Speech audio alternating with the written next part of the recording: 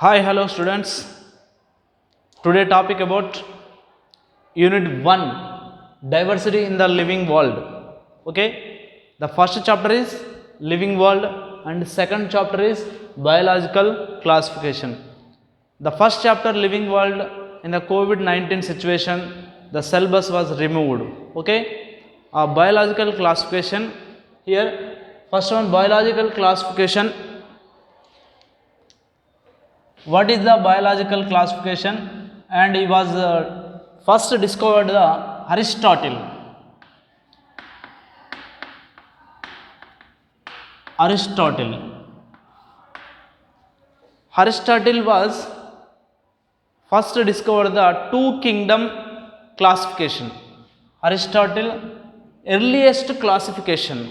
The Aristotle was earliest classification, two kingdom classification.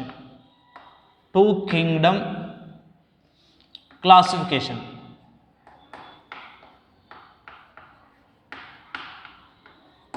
Okay, two kingdoms, that is the plants and animals. Plants and animals, two kingdoms. The Aristotle was discovered the first classification, two kingdom classifications, plants and animals. The plants are characters based on the size. The plants characters based on the size. The classification was divided into three categories. Plants are three categories, that is the based on the size. Tall it is a trees, and small, that is the shrubs, and another one very small, herbs. Trees, shrubs and herbs. Okay, it was the earliest classification.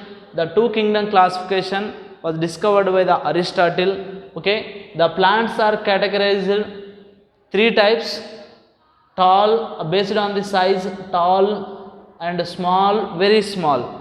Tall plants are called trees, small plants are called shrubs, and very small plants are called herbs. Okay, అంటే Aristotle అనేటువంటి శాస్త్రవేత్త ఈ యొక్క biological క్లాసిఫికేషన్లో, జీవశాస్త్ర వర్గీకరణలో మనకు రెండు రాజ్యాల వర్గీకరణను మొదటిసారిగా అరిస్టాటిల్ ప్రవేశపెట్టడం జరిగింది. ఈ యొక్క రెండు రాజ్యాల వర్గీకరణలో రెండు రాజ్యాలు ఏమున్నాయంటే ప్లాంట్స్ మరియు జంతువులు, మొక్కలు మరియు జంతువులు. రెండు భాగాలుగా వర్గీకరించడం జరిగింది. అందులో మొక్కల్ని దేని ఆధారంగా చేసుకొని మూడు భాగాలుగా విభజించిందంటే, మొక్కల యొక్క సైజుని బట్టి, వాటి యొక్క పరిమాణాన్ని బట్టి, సైజుని బట్టి అని మూడు రకాలుగా వర్గీకరించాం. మొక్కలు ఎందుకంటే పొడవుగా ఉన్నటువంటి వాటిని ట్రీస్, పెద్దగా ఉన్నట్లయితే వాటిని మొక్కలు. అదేవిధంగా స్మాల్, చిన్నగా ఉన్నటువంటి వాటిని షబ్స్ అంటే మనకు పొదలు, ఇక్కడ పొదలు. అదేవిధంగా వెరీ స్మాల్ అంటే చాలా చిన్నగా ఉన్నటువంటి వాటిని హెర్బ్స్ అంటే గుల్మాలు.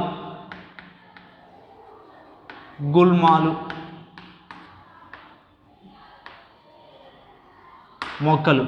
అయితే ఈ విధంగా మనకు అరిస్టాటిల్ అనే శాస్త్రవేత్త మొక్కలని పెద్దగా ఉన్నటువంటి ట్రీస్ అని, చిన్నగా ఉన్నటువంటి వాటిని పొదలు షబ్స్ అని, వెరీ స్మాల్ ఉన్నటువంటి వాటిని హెర్బ్స్ గుల్మాలు అనేటువంటి దాన్ని విభజించడం జరిగింది.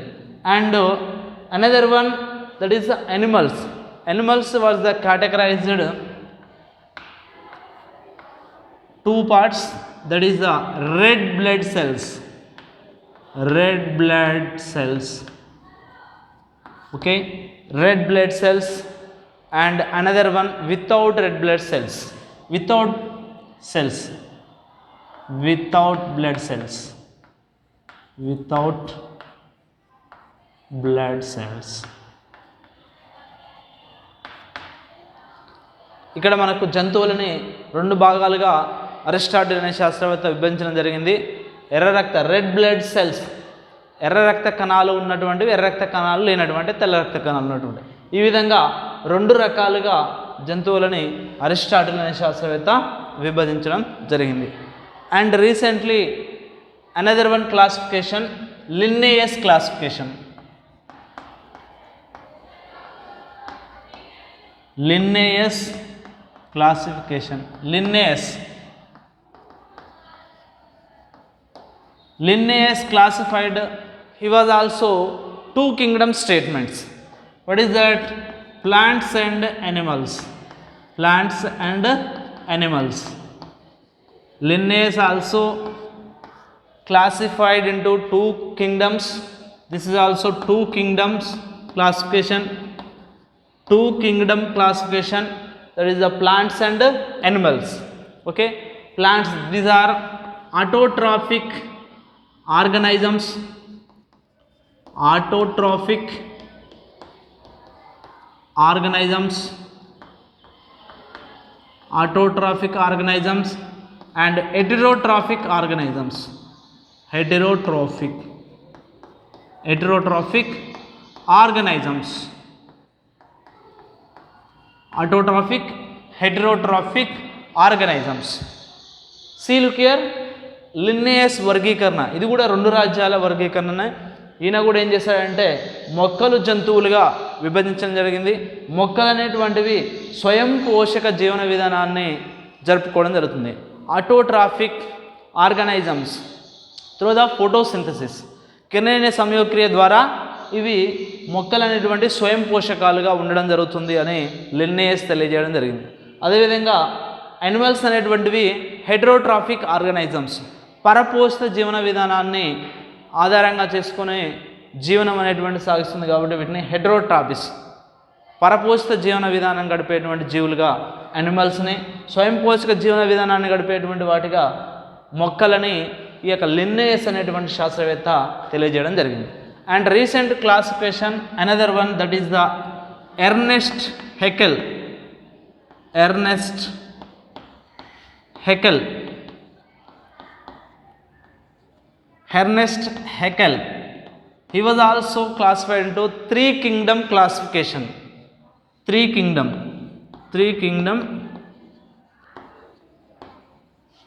classification. Three kingdom classification. Okay, what is that? Three kingdoms. First one, Protista,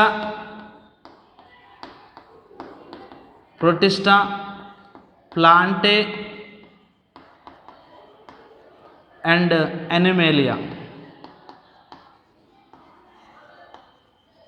Protista, Plantae, Animalia.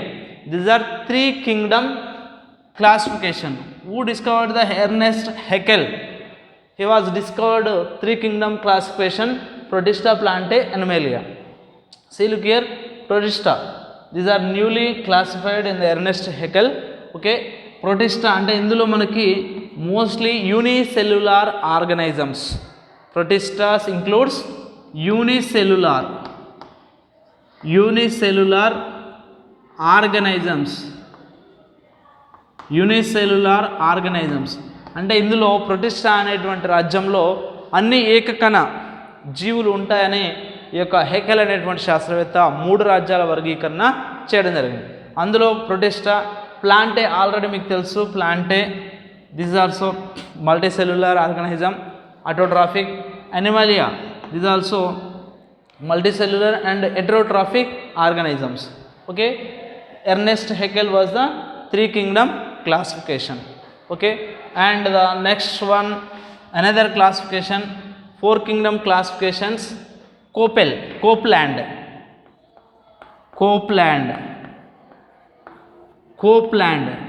He was also discovered the four kingdom classifications. Four kingdom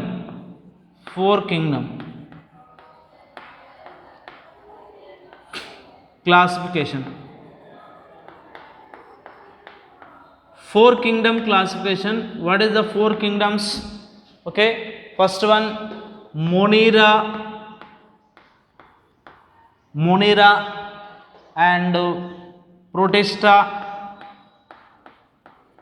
Monera, Protista, Plantae, Animalia.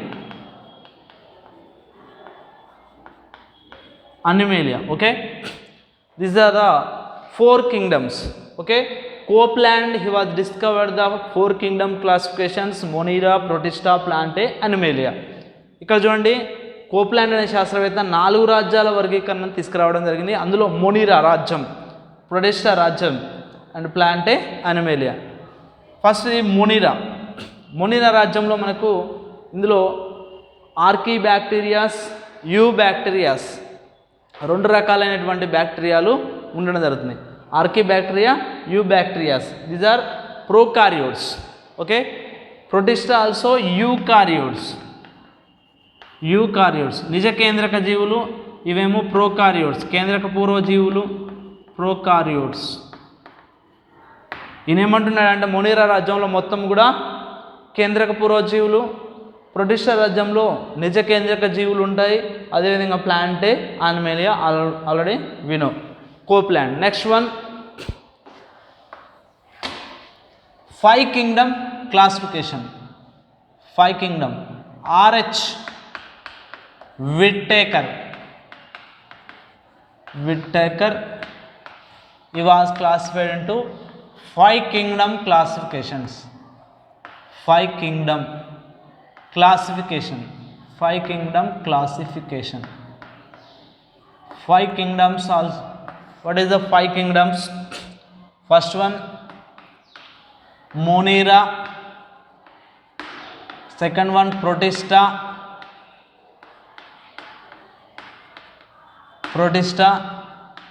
third one this is the fungi,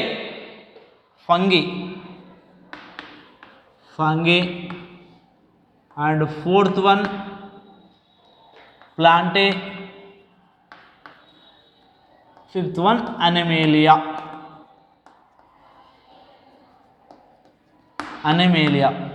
Okay, 5 kingdom classifications: Monera, Protista, fungi, Plantae, Animalia. Okay, Monera also it is a prokaryotes, unicellular organisms. Protista it is the eukaryotes, unicellular organisms. And fungi also saprophytes, Plantae and Animalia. Already we know. ఇక్కడ చూడండి, RH Whittaker అనే శాస్త్రవేత్త 5 రాజ్యాల వర్గీకరణను చేయడం జరిగింది.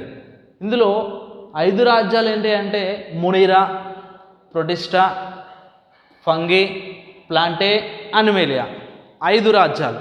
ఓకేనా, ఈ 5 రాజ్యాల్లో మొనీరా అనేటువంటిది ఇది కేంద్రక పూర్వ జీవులు అనేటువంటివి ఉంటాయి. ఏకకణయుతంగా ఉండి కేంద్రక పూర్వ జీవులు అనేటువంటివి మొనీరాలో ఉండడం జరుగుతుంది. ఆ తర్వాత మిగిలిన అన్నీ కూడా యూకారియోట్స్. ఆర్హెచ్ విట్టేకర్ వర్గీకరణలో ఎన్ని రాజ్యాలు ఉన్నాయి? 5 రాజ్యాలు. అందులో ఎన్ని నిజ కేంద్రక జీవులు ఉన్నాయి అంటే 4 నిజ కేంద్రక జీవులు ఉన్నాయి.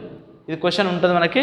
అంటే ఆర్హెచ్ విట్టేకర్ వర్గీకరణలో కేంద్రక పూర్వ జీవులు ఎన్ని, నిజ కేంద్రక జీవులు ఎన్ని అన్నప్పుడు ఇక్కడ మనకు కేంద్రక పూర్వ జీవు ఒకటే ఉంటుంది, మొనీరా. నిజ కేంద్రక జీవులు వచ్చేసి 4: ప్రొటిస్టా, ఫంగి, ప్లాంటే, అనిమేలియా. ఓకే, ఇక్కడ మనకు ప్రొటిస్టా అనేటువంటి యూకారియోట్స్ అన్నీ కూడా యూనిసెల్యులర్, అంటే నిజ కేంద్రక జీవులు ఏకకణయుతంగా ఉంటాయి. ప్రొటిస్టాలు bacteria, archaebacteria, eubacteria, this also protistas. Fungi, saprophytes, ఇవి అన్నీ కూడా మనకి పూతికాహారమైనటువంటి జీవులు. పూతికాహారమైనటువంటి జీవుల మీద బ్రెడ్స్, మోల్డ్స్ అంటే రొట్టె మీద, బ్రెడ్ మీద, దోశ మీద, ఇడ్లీ మీద ఇట్లా ఉంటాయి కదా, పాడైనటువంటి ఆహార పదార్థాల మీద.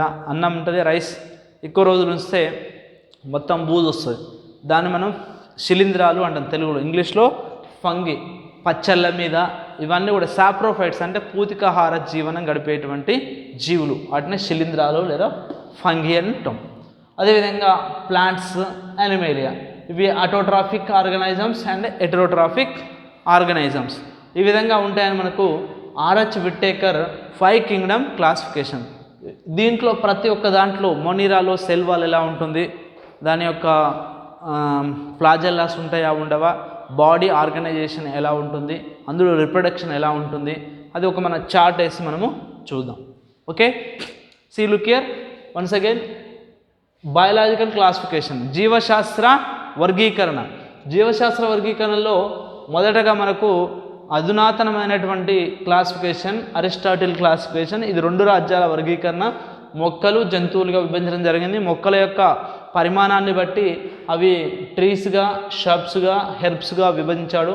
జంతువులు ఎర్ర రక్త కణాలు ఉన్నవి, లేనటువంటివి అని చెప్పేసి 2 రకాలమైనటువంటి జంతువులను. అదేవిధంగా లిన్నేయస్ కూడా 2 రాజ్యాల వర్గీకరణను ప్రతిపాదించడం జరిగింది.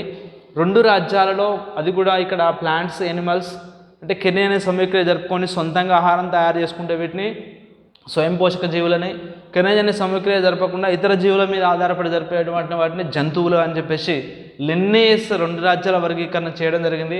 ఎర్నెస్ట్ హెకెల్ 3 రాజ్యాల వర్గీకరణ, అందులో మనకు ప్రొటిస్టా ప్లాంటే అనిమేలియా అని. అదేవిధంగా కోప్లాండ్ అనేటువంటి శాస్త్రవేత్త 4 రాజ్యాల వర్గీకరణ, మొనీరా, ప్రొటిస్టా, ప్లాంటే, అనిమేలియా అని.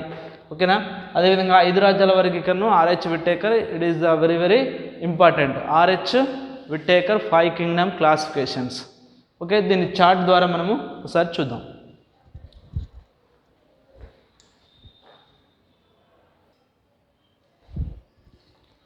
The characters of the 5 kingdoms, the 5 kingdoms characters.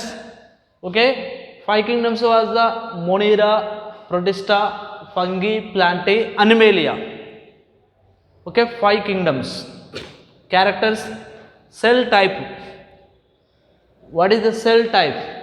Cell type is Monera, prokaryotic, and Protista, eukaryotic, Fungi, eukaryotic, Plantae, eukaryotes, and Animalia, eukaryotes. Okay, these 5 kingdoms, only one prokaryotes, that is the Monera, remaining 4 kingdoms eukaryotes. అంటే ఈ యొక్క 5 రాజ్యాల వర్గీకరణలో ఒకటి మాత్రమే కేంద్రక పూర్వ జీవిగా ఉండి మిగతా అన్నీ కూడా 4 కూడా కేంద్రక పూర్వ నిజ కేంద్రక జీవులుగా ఉండడం జరుగుతుంది. యూకారియోట్స్ మీన్స్ నిజ కేంద్రక జీవులు.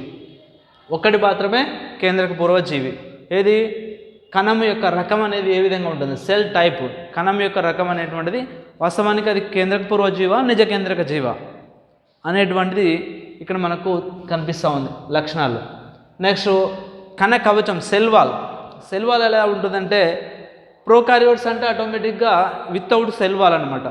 సో ఇక్కడ non cellulosic and Protista also some present in some.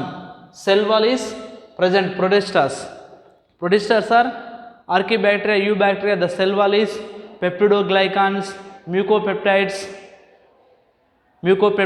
murines made up of cell wall in protista. అంటే ఇందులో మనకు ప్రొటిస్టాలో మనకు ఆర్కీబ్యాక్టీరియా, యూబ్యాక్టీరియా ఉంటుంది, సెల్ వాల్ ఉంటుంది. కానీ ఎలాంటి సెల్ వాల్ ఉంటుందంటే మ్యూకోపెప్టైడ్స్ చేత నిర్మితమైనటువంటి సెల్ వాల్, పెప్టిడోగ్లైకాన్స్ చేత నిర్మితమైనటువంటి సెల్ వాల్. అంటే నాన్ సెల్యులోజిక్, కణకవచం అనేటువంటిది సెల్యులోజ్ చేత ఉండదు. ఏముంటుందంటే పెప్టిడోగ్లైకాన్స్, మ్యూకోపెప్టైడ్స్, పెప్టిడోమ్యూరిన్ అనేటువంటి కొన్ని పదార్థాల చేత ఉంటుంది. ఇది ప్రొటిస్టాలు సెల్ వాల్, కణకవచం అనేది. తర్వాత ఫంగీలో మనకు సెల్ వాల్ అనేటువంటిది ఉండదు. ఓకేనా, వితౌట్ సెల్యులోజ్ ఉండదు. దానికి బదులుగా ఏముంటుందంటే బాగా గమనించండి, ఫంగీలో మనకు సెల్ వాల్ ఉండకుండా ఏముంటుందంటే కైటిన్ ఉంటుంది. Cell wall is made up of chitin. Okay, chitin ఉంటుంది. సెల్ వాల్ సెల్యులోజ్ ఉండకుండా కైటిన్ ఉంటుంది. తర్వాత ప్లాంటే మొక్కల్లో ఆల్మోస్ట్ సెల్ వాల్ అనేటువంటిది ఉంటుంది. Cell wall is present cellulose. And అనిమేలియాలో మొక్కలకు జంతువులకు మధ్య ప్రధానమైనటువంటి తేడా ఏంటిది అంటే మొక్కలలో కణకవచం అనేటువంటిది సెల్యులోజ్ చేత ఉంటుంది, జంతువులలో కణకవచం అనేటువంటి సెల్యులోజ్ అనేది ఉండదు. ఓకేనా, ఇప్పుడు మొక్కలకు జంతువులకు ప్రధానమైనటువంటి తేడా అని మనకు బైపీ స్టూడెంట్స్ని అడిగినప్పుడు ఒకటే మెయిన్ క్యారెక్టర్ చెప్పొచ్చు మనము. మొక్కలలో కణకవచంలో సెల్యులోజ్ ఉంటుంది, జంతువుల యొక్క కణకవచంలో సెల్యులోజ్ ఉండదు. ఇదే మనకు మెయిన్ క్యారెక్టర్. ఇదే ఈ యొక్క లక్షణమే మనము మొక్కలకు జంతువులకు మధ్య తేడా అనేటువంటిది చెప్పవచ్చు. ఓకేనా, సెల్ వాల్ అనేది అబ్సెంట్ అయి ఉంటుంది జంతువులలో. తర్వాత న్యూక్లియర్ మెంబ్రెయిన్, కేంద్రక త్వచం అనేటువంటిది ఇందులో ఉండదు. ఎందుకంటే ప్రోకారియోట్స్, మోనిరా ఈజ్ ద ప్రోకారియోట్స్, అంటే కేంద్రకాన్ని ఆవరించి కేంద్రక త్వచం అనేటువంటిది ఉండదు. అందుకే దీంట్లో ఆబ్సెంట్ అయి ఉంటుంది. న్యూక్లియర్ మెంబ్రెయిన్, కేంద్రక త్వచం అనేటువంటిది ఉండదు. ప్రొటిస్టా అనేటువంటిది యూకారియోట్స్ కదా, నిజ కేంద్రక జీవులు అంటే కేంద్రకాన్ని ఆవరించి త్వచం ఉంటుంది. కేంద్రకాన్ని ఆవరించి త్వచం ఉంటుంది కాబట్టి ఇది కేంద్రక త్వచం అనేటువంటిది ఉంటుంది, న్యూక్లియర్ మెంబ్రెయిన్ అనేది ఉంటుంది. నెక్స్ట్ ఫంగీలో కూడా నిజ కేంద్రక జీవి కాబట్టి న్యూక్లియర్ మెంబ్రెయిన్ ఈజ్ ప్రజెంట్. ప్లాంట్స్లో also nuclear membrane also present, and animal also nuclear membrane is present. And body organization అంటే దేహం యొక్క నిర్మాణం ఎలా ఉంటుంది, దాంట్లో సెల్యులార్గా ఉంటుంది. మోనిరా రాజ్యంలో సెల్యులార్ టైప్ ఉంటుంది. ప్రొటిస్టాలో వచ్చేసి సెల్యులార్లోగానే ఉంటుంది. అదేవిధంగా అంటే ఏ సెల్యులార్, యూనిసెల్యులర్, మల్టీ సెల్యులర్ అని ఉంటాయి. ఇక్కడ యూనిసెల్యులర్, ఇది ఆల్సో ఏకకణయుతంగా ఉంటుంది. ఇది కూడా ప్రొటిస్టాలో కూడా ఏకకణయుతమైన. అదేవిధంగా ఫంగీ వచ్చేసి మనకి ఎలా ఉంటుందంటే మల్టీ సెల్యులర్, బహుకణయుతంగా ఉంటుంది. బహుకణయుతం, multi cellular, tissues are present. ఓకేనా, అంటే ఇందులో కణజాల వ్యవస్థ అనేటువంటిది కొద్దిగా ఉంటుంది. అది మల్టీ సెల్యులర్ అంటే బహుకణయుతంగా ఉంటుంది ఫంగీ అనేటువంటిది. ప్లాంట్స్లో టిష్యూస్, కణజాలాలు, కణము, కణజాలాలు, కణజాల వ్యవస్థ, ఈ విధంగా మనకు టిష్యూ ఆర్గాన్ సిస్టమ్ అనేటువంటిది ఉంటుంది. కణం, కణజాలాలు, కణజాల వ్యవస్థ. ఓకేనా, టిష్యూస్ అనేటువంటివి ఇక్కడ మొక్కలలో మనకు ఉంటాయి. నెక్స్ట్ అనిమేలియా, దీంట్లో కూడా మనకు కణజాల వ్యవస్థ అనేటువంటిది ఉంటుంది, టిష్యూస్ అనేటువంటివి ఉండడం జరుగుతుంది. రైట్, ఇక్కడ మనకు బాడీ ఆర్గనైజేషన్లో ఆ విధంగా తెలుస్తుంది. నెక్స్ట్ దీంట్లో మనకు మోడ్ ఆఫ్ న్యూట్రిషన్, పోషణ అనేది ఎలా ఉంటుంది, ఈ 5 రాజ్యాలలో పోషణ, న్యూట్రిషన్ ఎలా జరుపుకుంటాయి అవి, అదొకసారి చూసినట్లయితే పోషణ వచ్చేసి మనకి మోడ్ ఆఫ్ న్యూట్రిషన్స్లో మోనిరా వచ్చేసి ప్రోకారియోట్స్ అయినప్పటికీ ఆటోట్రాఫిక్గా, ఓకేనా, ప్రోకారియోట్స్ అయినప్పటికీ కూడా ఎట్లా ఉంటుంది, ఆటోట్రాఫిక్గా కినైన సమయక్రియ ద్వారా ఆహార పదార్థాలు తయారు చేస్తుంది. Protista also autotrophic, some heterotrophics. Protista just look like some plants, mycoplasma ఉంటుంది, ఆర్కీ బ్యాక్టీరియా, యూ బ్యాక్టీరియా.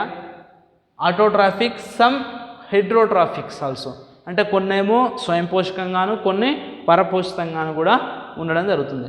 ఇది ప్రొటిస్టాలో ఫర్ ఎగ్జాంపుల్ యూగ్లినాయిడ్ ఉన్నది, ఇది పరపోషితంగా ఉంటుంది, స్వయం పోషితంగా ఉంటుంది యూగ్లినా. ఎందుకంటే కాంతి ఉన్నప్పుడేమో స్వయం పోషకంగా ఆటోట్రాఫిక్గా, ఇది సన్లైట్ ఉన్నప్పుడు ఇది ఆహార పదార్థాలను కిరణజన్య సమయక్రియ ద్వారా తయారు చేసుకుంటుంది యూగ్లినాయిడ్స్. అదేవిధంగా కాంతి లేనప్పుడు ఎలా జరుగుతుందంటే పరపోషిత జీవనం, హెటరోట్రాఫిక్, అంటే ఇతర జీవులను, చిన్న చిన్న జీవులను భక్షించి దే ప్రిడేట్ అదర్స్, అంటే ఇతర జీవులను భక్షించడం జరుగుతుంది. ఇది heterotrophic, autotrophic and heterotrophic protistas. And fungi also saprophytes. నీకు ఇంత ముందుగా చెప్పాను, శిలీంధ్రాలు అనేటువంటివి రొట్టెల మీద, రైస్ మీద, బ్రెడ్ మీద, ఓకేనా, పచ్చళ్ళ మీద, ఈ విధంగా పూతికాహారంగా ఉంటాయి. కాబట్టి హెటరోట్రాఫ్స్, పరాన్న జీవన విధానం ఉంటుంది. ఏది న్యూట్రిషన్, ఆహార పదార్థాల యొక్క సంశ్లేషణ అనేది ఎలా ఉంటుందంటే పరపోషిత విధానంలో ఉంటుంది, పూతికాహార జీవన విధానంలో ఉంటుంది. అండ్ ప్లాంట్స్ అన్నీ కూడా ఆటోట్రాఫిక్, మీకు తెలుసు, ఫోటోసింథసిస్ ద్వారా మనకు మొక్కలన్నీ కూడా స్వయం పోషకాలుగా ఉంటాయి. Autotrophic, photosynthetic in the presence of photosynthesis. Animalia అనేటువంటిది ఇప్పుడు మనకు జంతువులు అనేటువంటివి సొంతంగా ఆహారాన్ని తయారు చేసుకుంటాయా, కాబట్టి అవి హెటరోట్రాఫిక్ అండ్ సాప్రోఫైట్స్. కొన్ని జంతువులు వచ్చేసి పూతికాహారమైనటువంటి జీవన విధానాన్ని, కొన్ని జంతువులు అనేటువంటి ఇతర జీవుల మీద ఆధారపడి, మామూలుగా జంతువులు వచ్చేసినప్పుడు మనకు ఆవులు, గేదెలు, ఫర్ ఎగ్జాంపుల్ గోట్స్, మేకలు, ఇవన్నీ వచ్చినప్పుడు ఏం చేస్తాయండి, ఇతర జంతువుల మీదనే ఆధారపడుతూ ఉంటాయి. అంటే ఇతర జంతువులు అంటే మొక్కల మీద, ప్లాంట్స్, వాటి మీద ఆధారపడేవి ఆహారాన్ని తయారు చేసుకుంటాయి.